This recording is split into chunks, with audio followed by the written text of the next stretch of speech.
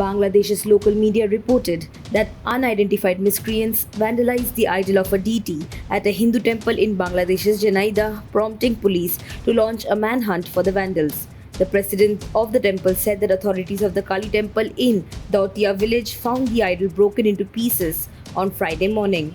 According to Amit Kumar Barman, who is the district's assistant superintendent of police, a case had been lodged and investigations began on Thursday. The president said that the miscreants broke into the temple under the cover of night and vandalized the idol.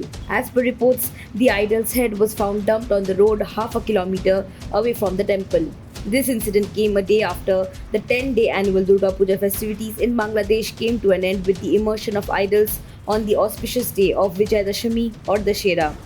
This is not the first incident of vandalism in a temple. On March 17th this year, the ISKCON Radhakanta Jeev temple in Dhaka was vandalized and idols were taken away. Several devotees were also reportedly beaten up by the vandals.